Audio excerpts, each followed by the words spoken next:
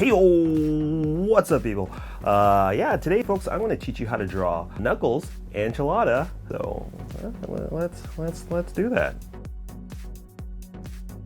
Hey, my name's Tony. I am a Tokyo-based artist, illustrator, and comic book maker and director and all that jazz. But listen.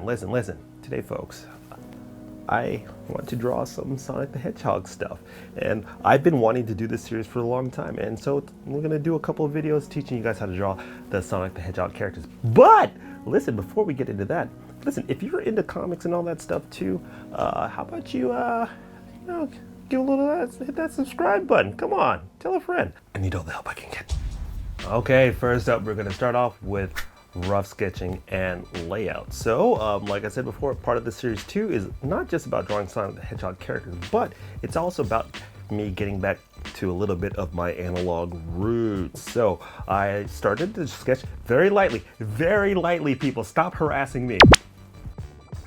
The importance of doing it really lightly at first, for me personally, I find that if you draw too dark at the initial sketch, it confuses me, it gets really distracting, and I don't like doing that. So what I like to do is to define the dimensions of the character on the page and then slowly get a nice pose. And then when I'm more confident with that pose, I start to draw a lot darker. I don't know, some of you people are good with that. I'm not personally. So we're starting off with a nice, confident pose of Knuckle Enchiladas. We're showing him with his nice little fist up in the air.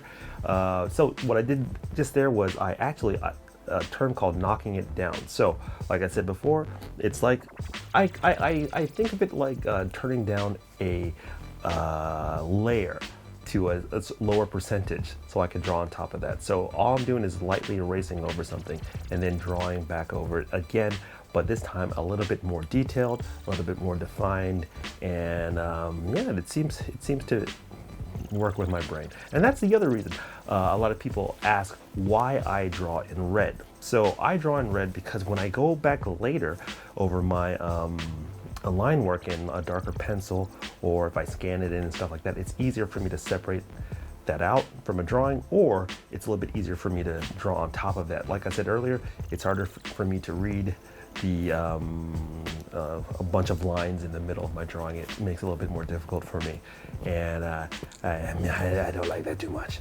So yeah, we're just putting in his legs and all that stuff here. Now, what I like about Knuckles Enchilada is, like, when Knuckles first came out in Sonic the Hedgehog, all back in 1990, anyway, when I'll say I was a kid, I'll just say that.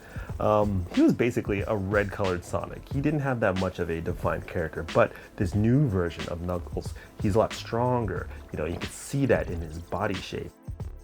I don't know. I think this is a cool pose. I think it's a good look for the new redesign of Knuckles, and yeah, I think this came out pretty good. All right, I guess it's good. So let's move on now to refined sketching and inking. All right, so now we have scanned this into Photoshop. I've been using Clip Studio lately, but this was recorded a little while ago, and so I've switched it back to Photoshop for now. So we're just putting all the basic features in there now. I'm using a smoothing technique.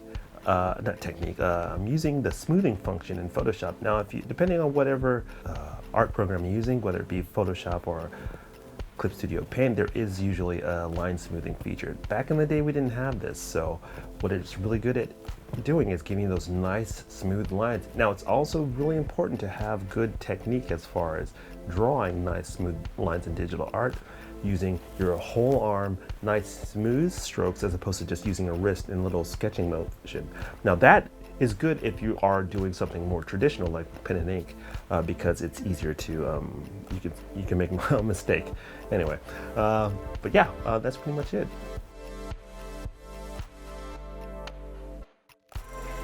Right now we're putting in his knuckly gloves, and you can see right there I messed up, and I just knocked that thing out and I deleted it and got rid of it.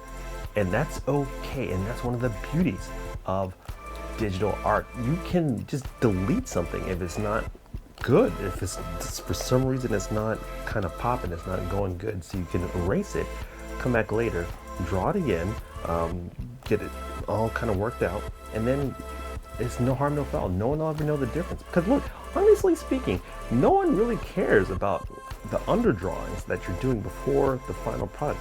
People just want to see what the final image looks like. That's all they really care about. So it's okay to make lots of mistakes. If it doesn't work, get rid of it.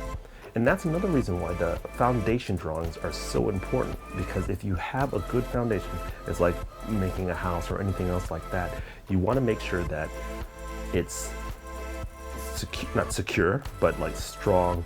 It's a good pose. There's action to it. There's a little bit of movement, right? And all your proportions, all your like little details are not details, but the correct anatomy, all that stuff is figured out basically at that sketch phase. Because when you go into inking, this is the time for you just to mess with line weight, to finalize some of your decisions and stuff like that. It's time to play a little bit more. And if you're making giant changes structurally to your drawings, it just eats up a lot of your time. So that's why start with a strong foundation if you can. Don't worry about the details too much in the foundation phase. Just make sure that it's strong, it's good to go. And when you get into the drawing, you're just polishing it up, giving it that good line weight, good je ne sais quoi. I don't know. Anyway, that's it. So how about we just now move on to color and details. So now this is the point where I always say this, I like to work on a nice layer of white. So I make the background kind of gray. I fill the character with a white layer, and then I lock that down in the lock transparency function within your drawing program of choice. And that allows me to paint not side out of the line. So now I just block in all the basic colors. We got his red hair, we got our body, his hair, we got his like kind of flesh colored mouth. We're blocking in all these little things. After that, we're going to paint bucket them and fill them with that color. And the good thing about having this lock transparency layer is it's not going to go outside of the line, so we don't have to worry about making sure like everything just kind of edges up nicely. So see there, I just bucket filled the whole thing in there in red, and boom, we're almost done with this drawing, people. So now we're just gonna get some of the other things like the shoes and the he's not wearing socks, what am I talking about? But mainly his shoes, everything else is pretty much white.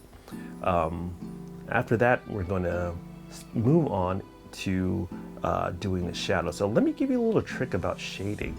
So I use a multiply layer, right? And I then reduce the color of that multiply. So what a lot of people used to do back in the day, they would just fill it with black. Now, the trick to using multiply layers is you have to imagine what is the environment like. So if you want, like, he's in a warm room, he's in a cool room, he's in wherever, you want your base color that you're going to use for the shadow, for that to be whatever color it's going to be. So I chose a kind of a purple-ish, kind of warm, cool feeling. Warm, cool, is that a thing? I don't know, but you know what I mean. Look at the drawing, you see. And so I'm using that as my shadow layer. So I then reduce the opacity to about, I believe, 30%. And now I go back in and I cut away all the parts I don't need. And that's pretty much it. So once that's all kind of zhuzhed up and done nice, then I move on now to just doing little tweaks and little highlights and things like that, just to make it everything kind of flow good. This is the point where you just take some time, like you might want to get rid of some lines, right? So this is where I go back into the line layer and go to the lock transparency, and I clear out those lines and I put it with whatever the base color is, which is white or whatever, or red. So then I add a little bit of chromatic aberration to it to give it that kind of cool analog look that I love so much. And that's my scanner going off right there in the background for some reason. There you have it. That's Knuckles Enchilada from Sonic the Hedgehog. I think it came out pretty good. I do love this design of Knuckles. It's a strong character, you know. Anyway, so how about this? Oh yeah, so now it's time for me to answer one of your questions. So let's see what we got here. What is your hardware? What's your hardware? That's a rude question. You know, like, hey, I'm kind of curious. What stuff are you using? It's just, what is your hardware? Well, fine. All right. Well, I'll tell you what my hardware is. So I draw mainly on a Mac, and I've just recently switched to PC because I wanted to build a PC. So I've been switching to PC.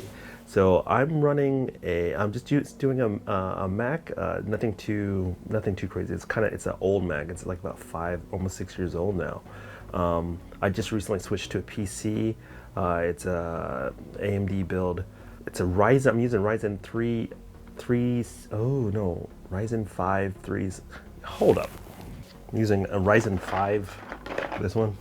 I've been using that recently, and I've been switching my workflow between that and my PC. Now, as far as programs, I do use Photoshop and I do use Clip Studio Paint. Now, I've recently started using Clip Studio Paint a lot more because I've been doing a lot more comic stuff. So I've been kind of relearning, teaching myself how to use it a little bit more and a little bit less on the Photoshop, as much as I love Photoshop. And I've also been using Fresco on my iPad. So my other tool that I use is my iPad. I like to draw on the go, but because of COVID, I haven't really gotten too many chances to go outside and draw. But normally what I would try to do is I would like to draw on outside. I like to draw outside and then go back in using the cloud functionality, both within Photoshop and Fresco, and also with Clip Studio Paint.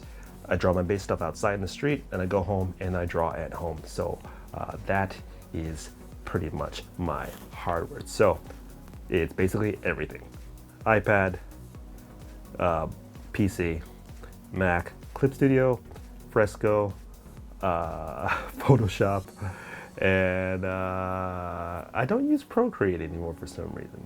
I don't know, but that's pretty much it.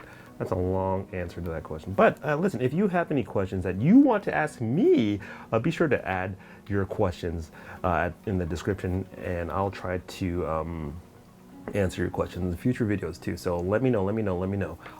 Yeah, that's it. All right, I guess that's it, folks. That was how to draw Knuckles enchiladas from Sonic the Hedgehog. So all right, folks, bye-bye.